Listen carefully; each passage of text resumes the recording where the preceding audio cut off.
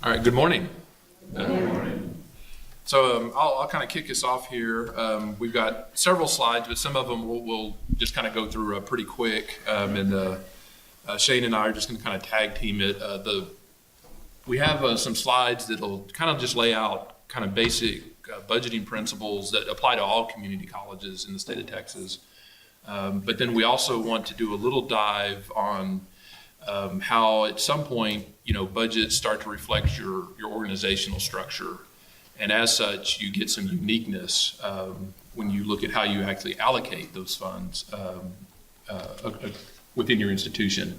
And so while Austin Community College and Alamo, from a size, from a mission, and actually from a community standpoint have numerous similarities, I think we'll be able to demonstrate that in terms of how we structure our budgets, there's actually some very significant differences, which reflect some significant differences in our organizational structures. So with that, we'll just kind of jump into it. Shane and I have agreed that we're happy to take questions as we go. So just jump in if you need to. We very much like the Q&A style of a presentation. So with that, I'll just jump in. This is just a few concepts that again would apply really to anybody. Obviously, the boards are the ones that ultimately are responsible for approving the college budgets, and there are some rules and regulations that we have to follow to meet those. They're actually relatively minimal for community colleges because, again, with the local board, most of that authority and therefore the procedures fall within the institution. There's an old saying, right, that if you show me your budget, I'll show you your priorities. And so obviously the money follows your mission, and those are things that you want to kind of pay attention to as part of your budgeting process, as to what degree is our budget aligned, not just obviously with our mission, but then obviously with our strategic plans that are within there. Different institutions and actually at different times in the institution's history, you can adopt different types of methodology for your budget process.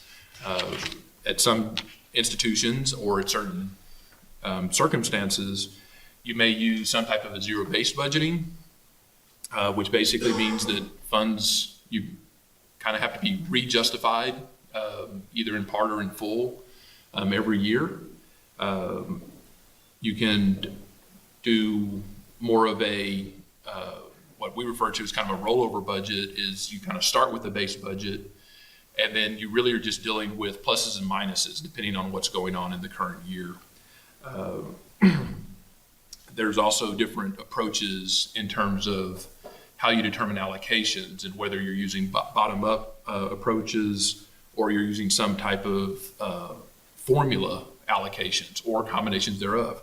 So these are all things, again, that are kind of tools that as budget officers we would use to try to have the budget reflect the priorities of the institution. But they could be different as the college experiences different, usually external forces. I'll just kind of move on from there. There's some metrics and stuff that sometimes different institutions want to focus on. And so kind of setting the stage for some of the deeper dives we're going to do here in a little bit. I'm at Austin Community College.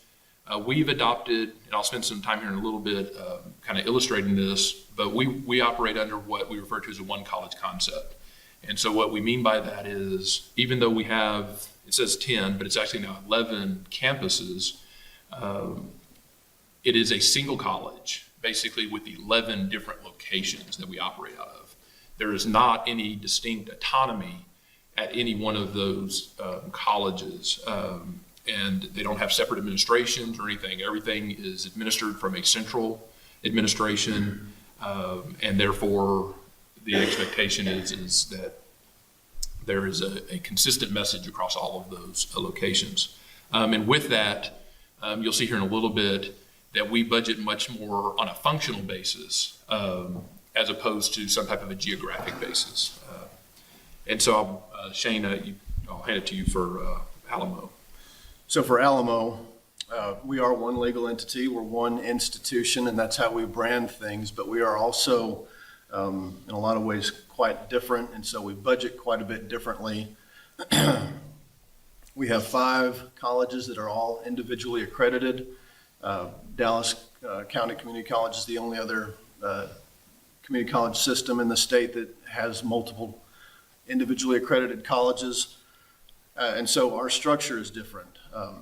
Each college has its own set of administrative functions, president, 2 or 3 vice presidents, et cetera. We have then we have the district support, administrative functions, and the messaging is the same, but at the same time, we've always wanted to make sure that our colleges kept their personality or their individuality as much as possible, even with under the umbrella of one institution. So when we get into my portion of the kind of the nuts and bolts of how we budget, we'll kind of get into how we do that with these 5 colleges in a district administrative function.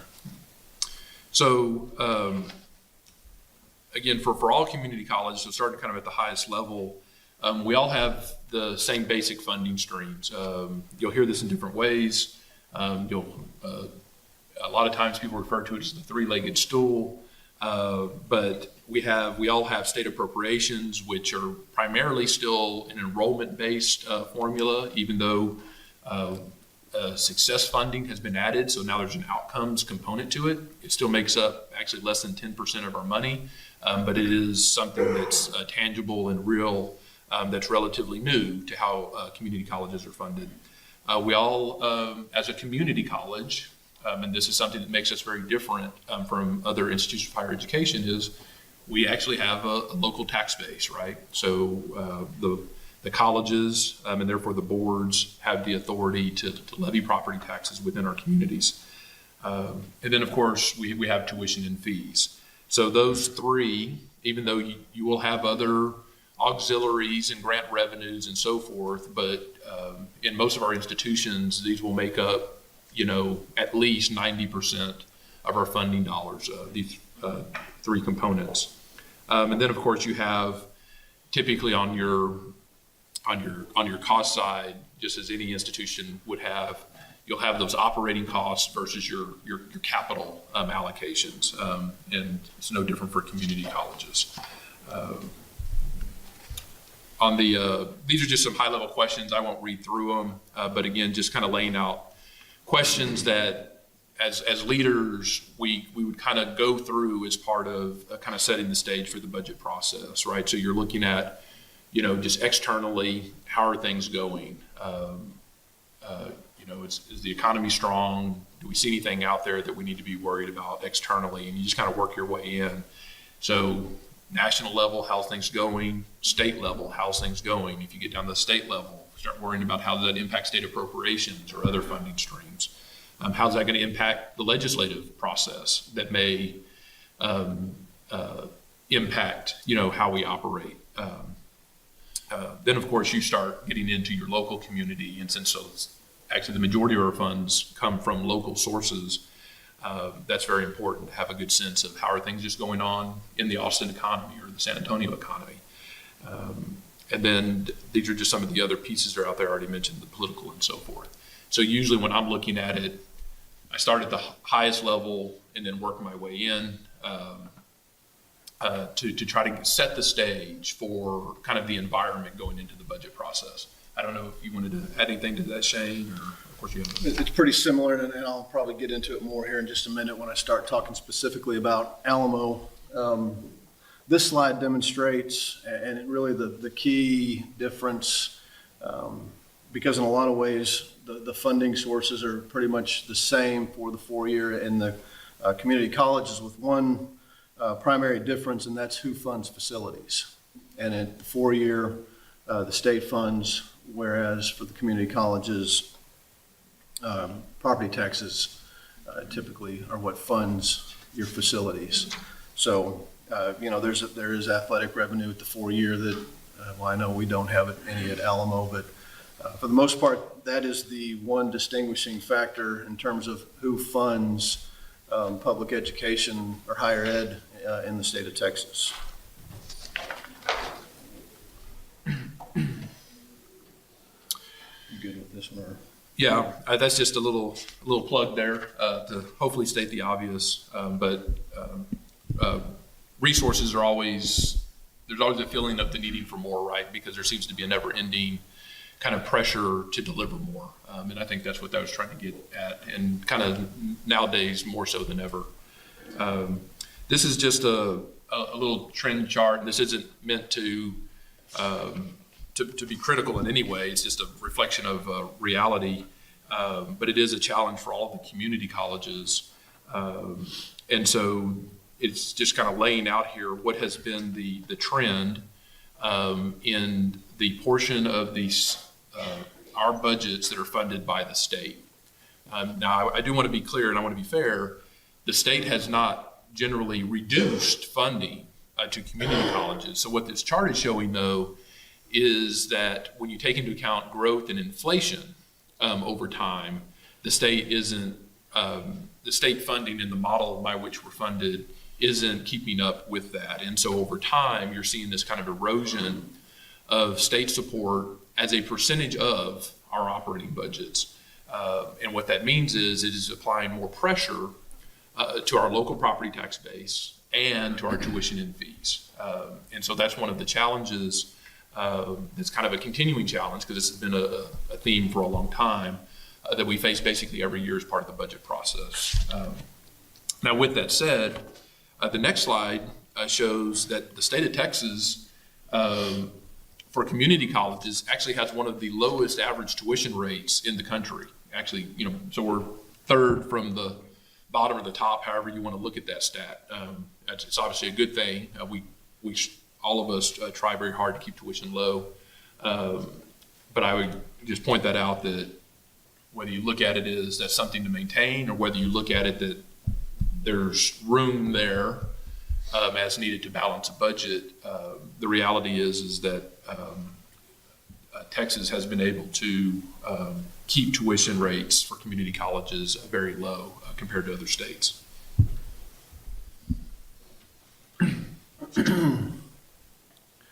Okay, so this is now going to be kind of the nuts and bolts, at least at a higher level, how Alamo puts our budget together. Again, the recurring theme being the difference between the one college versus we have 5 individually accredited. We also have 6 major district administrative offices that all require funding. So in a way, there's times when I look at it, it's 11 entities, if you will. So the first thing is to determine what the baseline revenue budget will be for the year. Taxes is just a function of what our property valuation is doing and our tax rate.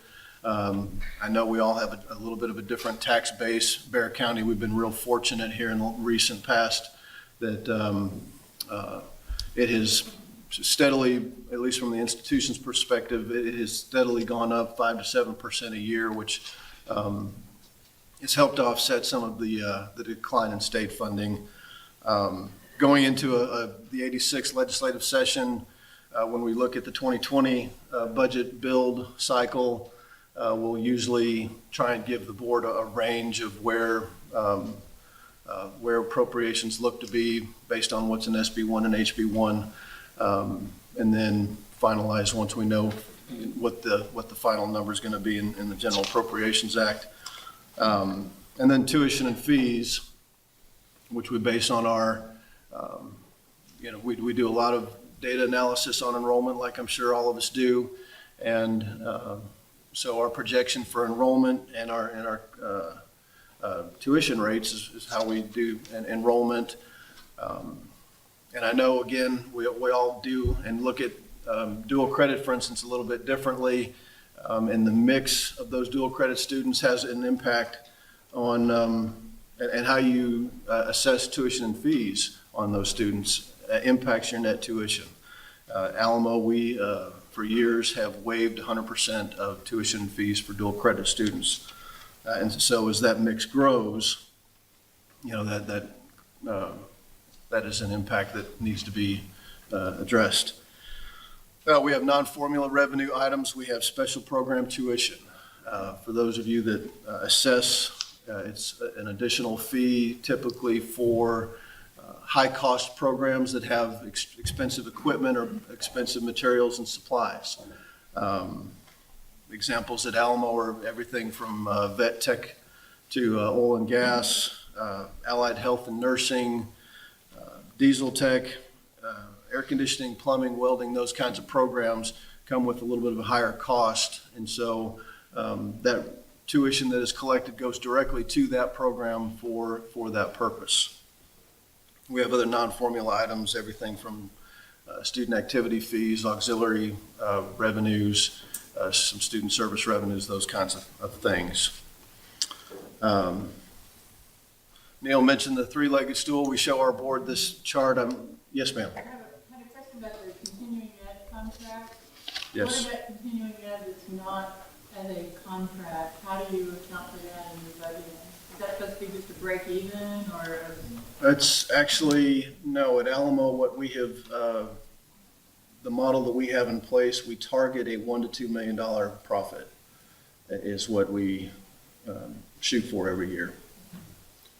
And at Austin, we actually have a board policy on this, and the policy is actually authorizing the president to set rates for CE without those having to come to the board. But what it says there's this understanding in there that the expectation is that continuing ed will be self-funded.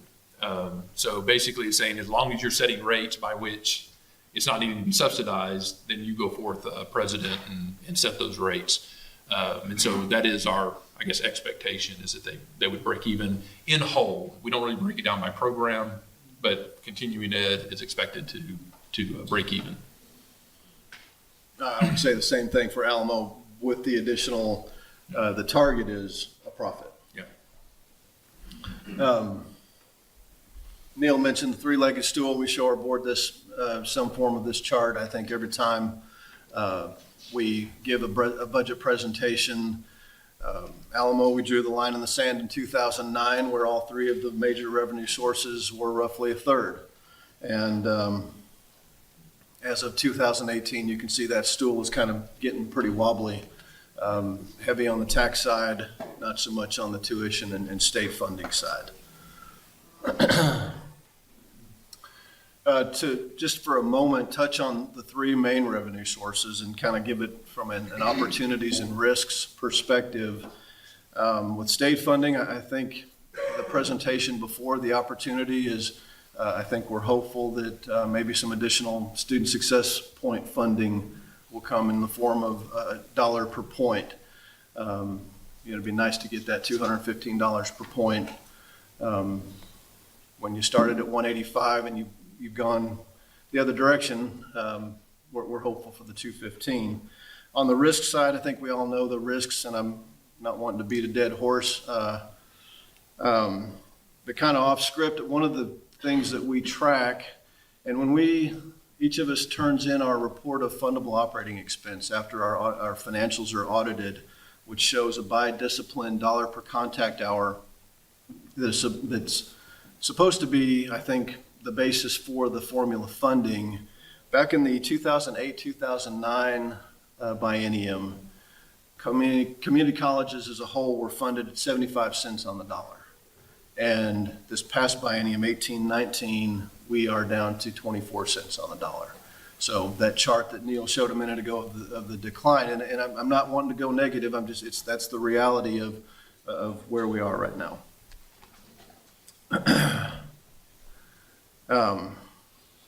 Property taxes, again, for Bexar County, we've been fortunate in this regard.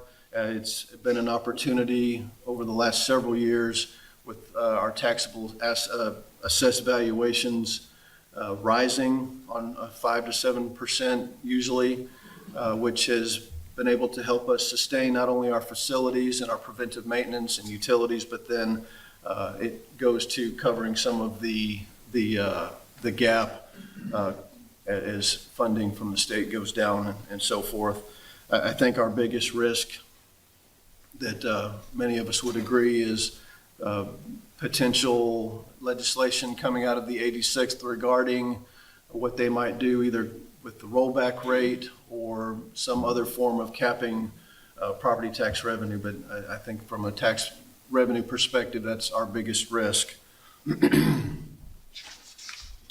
I'm going to keep going here in the interest of time.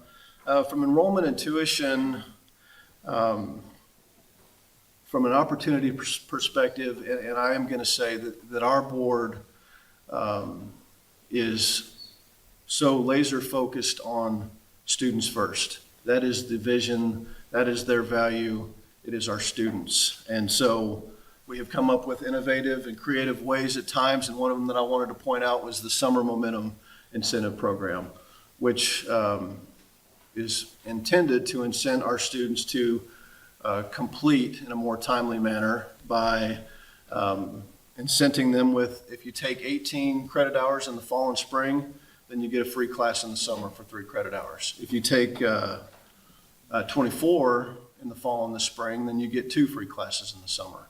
And like I said, it's a great thing for our students. Now on the risk side, if I put my business officer hat on, I want those contact hours and I want tuition, but it's what we need to do for our students. And that's one of our programs. I mentioned dual credit and the ongoing struggles with what to do with dual credit.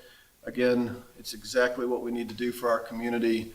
And so we're always, I think, looking at the right approach for dual credit in terms of tuition and fee revenue. Again, like I said, Alamo, we waive 100% of that. That waiver in the fiscal year 19 budget is roughly $25 million of tuition waived. I know this is a really busy chart, but what I see on this, and what this does is for every dollar of instruction or operational cost, who pays?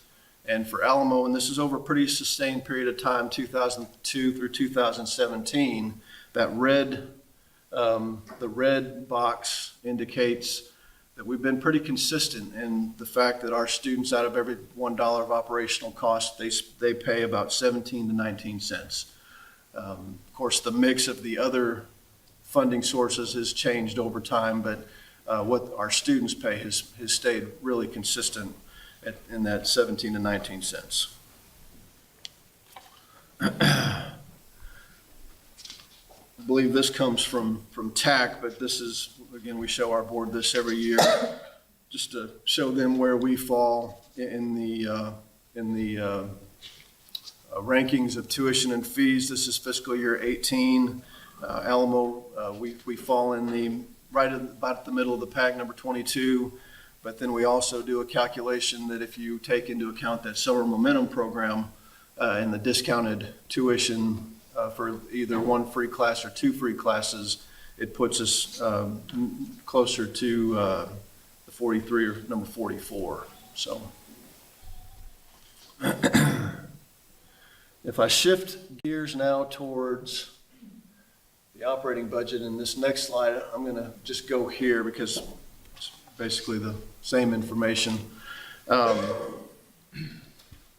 We use a formula funding model for our functional categories: instruction, academic support, student services, and institutional support.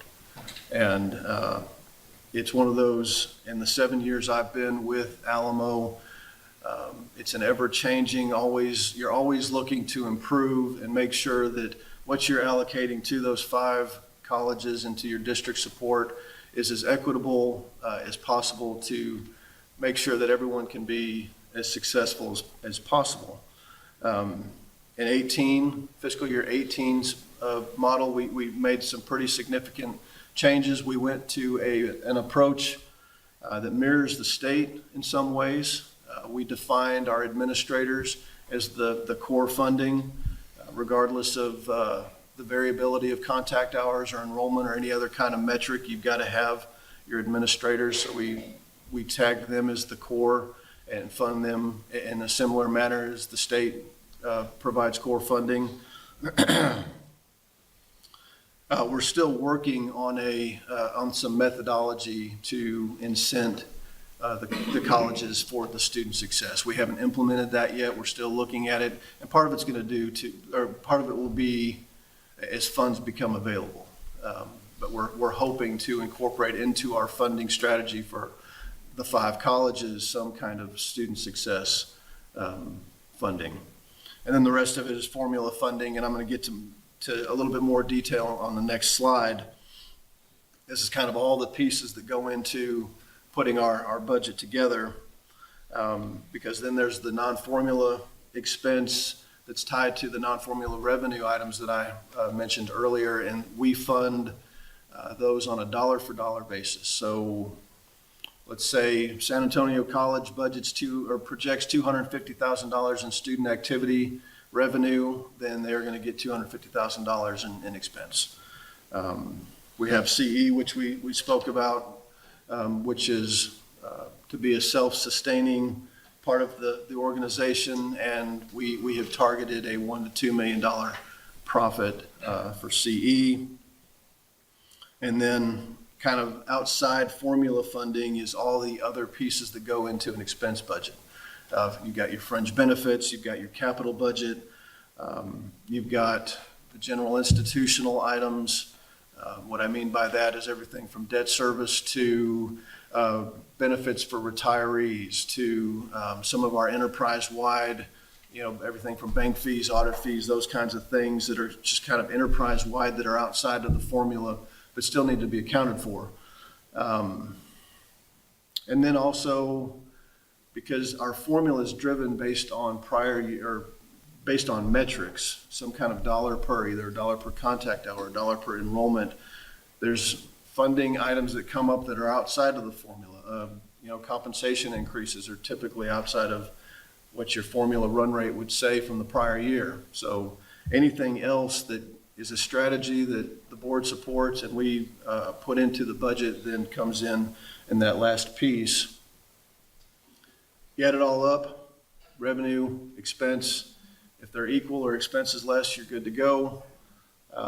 If expense is greater, then what we do is whatever that gap might be is then we go back to each of the 5 presidents and the vice chancellors, and their organizations all have to take their proportional share, whatever the gap is, and reduce operating budgets to the point that we can balance.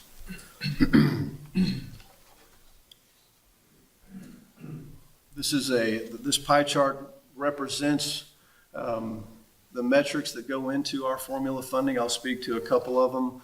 Of course, instruction. I mentioned the report of fundable operating expense, the RFOE, which we all send to the coordinating board in January, is what drives our instruction formula.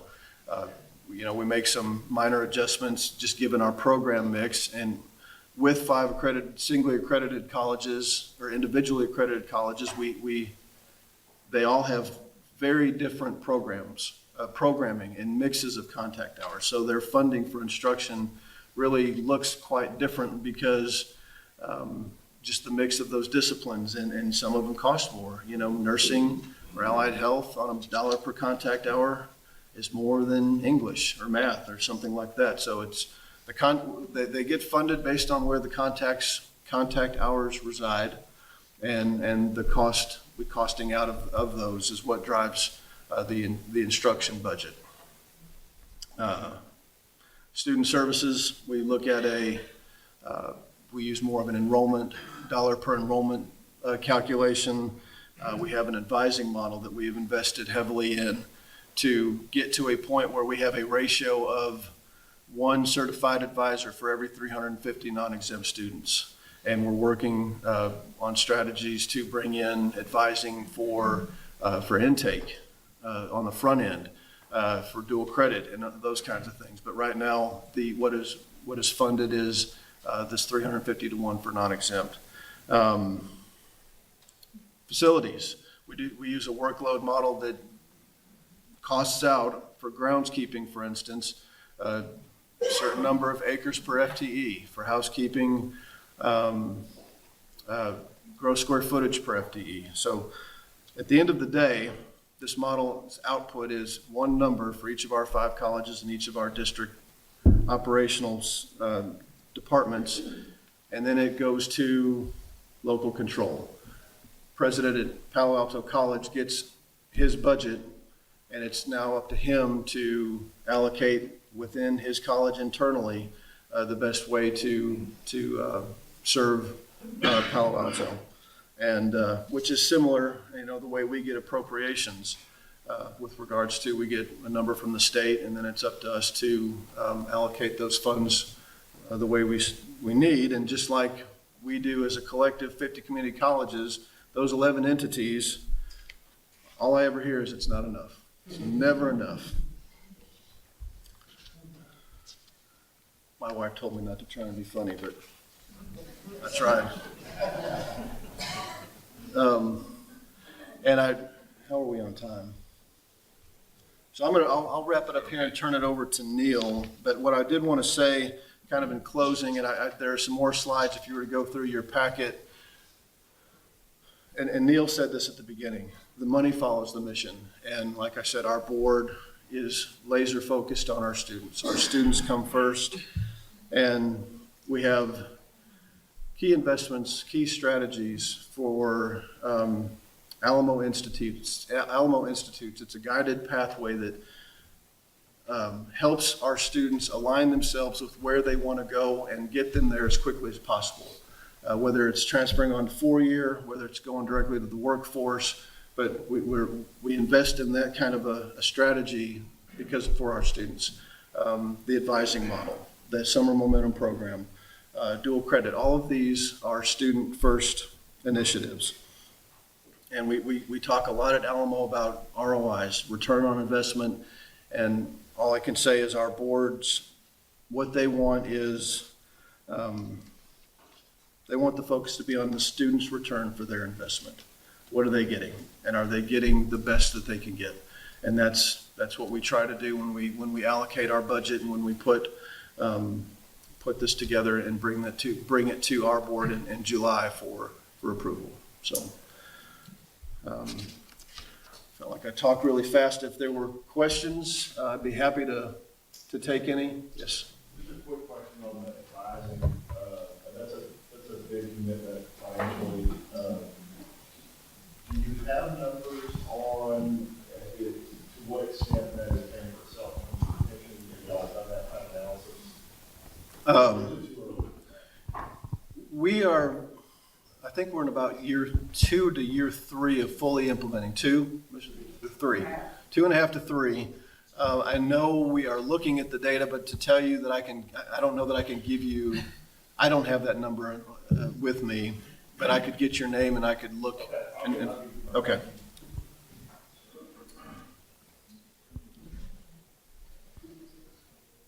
But I do think that the data is indicating that it is successful and it is a good investment. I don't have the exact statistics on that. Okay, I just know you guys are kind of us on that, and I'm just curious. Thank you. You bet. Mr. Zarate? Shane, one way to look at it is our graduation rate. Yes. We're now the top system in the state of Texas for graduations. We went from something like 3,800 10 years ago to now 12,000 some odd graduates. So that's one strong indicator. And Yes. track the number of excessive hours that students are taking, and it's already reduced itself some.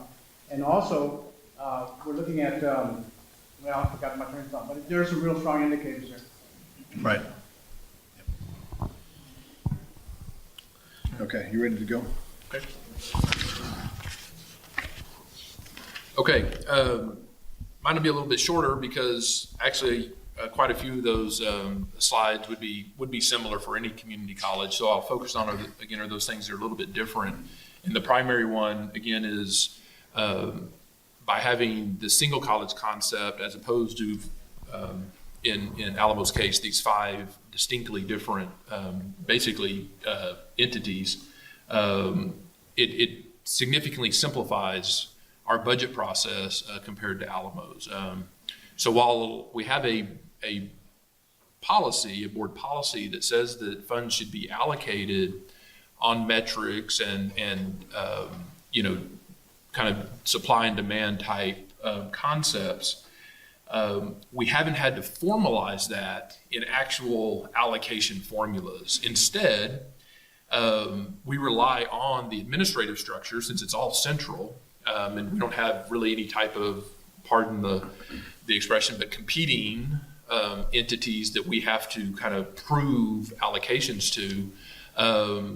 Instead, we can just rely on management to kind of flesh that stuff out as part of the budget process and determine that and to kind of agree that the funds are being properly allocated functionally as opposed to geographically or by some other method. And so we get to skip quite a bit of the work that's in there and really then just focus on what are our priorities as the institution, both strategically, but also therefore in this coming year, and are we sure that those priorities are being funded adequately? So obviously we have a strategic plan that is ultimately developed, of course, by the administration, and then through partnership with the board, and then of course it is ultimately approved by the board. So the board approves the strategic plan, and obviously they will approve the budget. And as many of you probably heard this morning, with the idea that at some point you're keeping a line between we've given you a strategic plan, which is direction, we've given you funding for the budget, but now we're giving you this and saying go make it happen, and then the administration goes and operates within that. And so, as I mentioned, obviously we have all the same processes for preparing revenue estimates, for basically determining whether or not overall we have a balanced budget that Alamo has. But the difference being, without the allocations, we just simply use the district central administrative structure, which starts with dean level and then works through vice presidents and then of course eventually up to the president and his cabinet, to basically review those budgets, to determine any new initiatives and to the degree that those are prioritized, and therefore how those would be funded. That's all done through the administrative structure, really just through conversation. Yes, those are logged in a system. They're formally prioritized in a system, but when it gets to actually making the decisions, we don't really have formulas guiding that. We're really just sitting down as a team and just making sure that we're all on the same page and that our priorities are aligned with the already established planning priorities. And then, of course, that would be we actually do that without the president, and then we as his cabinet then present him a balanced budget and demonstrate to him that it meets those priorities. And then with his approval, that would then go to the trustees as a proposed budget. Just real quick, just another way of looking at actually some of the slides that Shane already showed, which is how as funds are, where the revenue streams are coming from and how that matches compared to the growth in the college. We provide as part of the budget, and this is actually, the policy requires that we provide a 3-year projection as part of our budget. We've actually for many years provided a 10-year. Please don't think that that's because I can see the future for 10 years.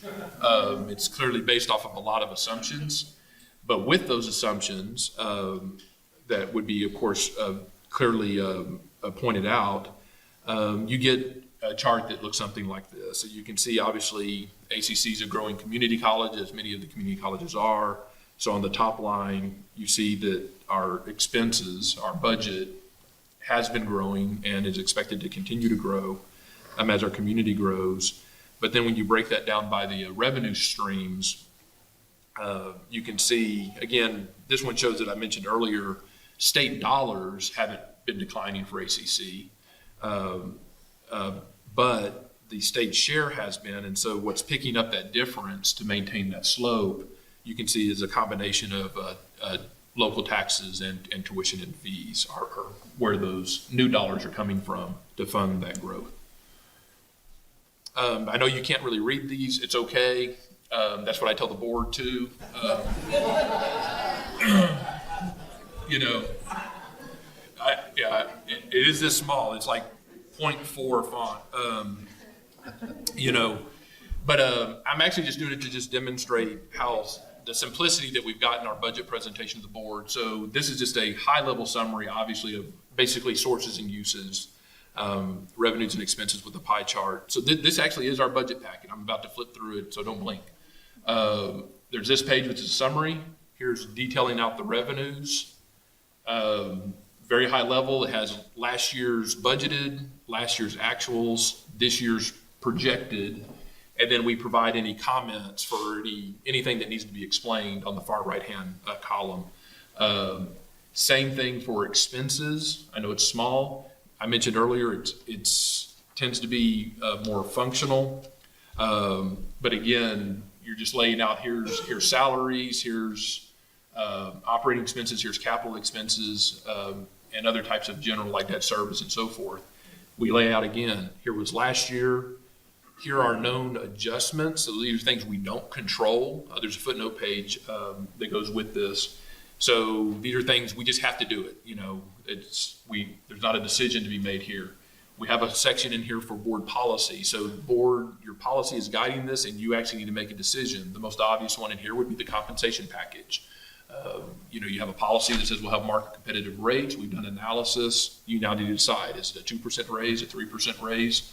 But there's a decision to be made in this column. And then we have a column for what we can refer to as new items, new initiatives, strategic plan initiatives, whatever the kind of the terminology of the day is. And that's where we lay out that here are some funds that are either available or could be available to any type of expansion in the budget. And that's what that last column is. And again, there's a page, it's literally a page that will explain any of these, and then things like the new items, it would actually break those out to say, here are the things that the college intends to do with that. I think in this case, it was about $2 million that it showed available for what we would refer to as new initiatives. And then this is that 10-year, so it takes that and then it blasts that out for 10 years. So making basic assumptions on that your historical tax valuation growth will continue to be that historical rate, making assumptions about that the state appropriations will continue to be relatively flat as it has been for the last almost 15 years.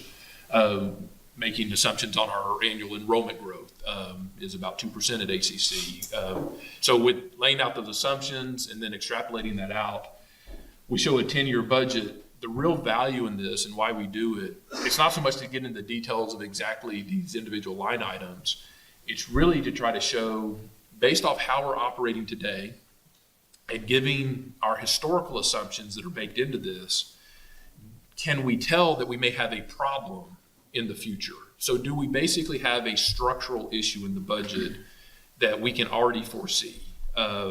And so if we start looking out in those years and that bottom line starts to go negative, then we need to stop right now and have a discussion in this year's budget about what current operations are doing to our long-term sustainability. And that's why we do this. And so this was really valuable come 2008,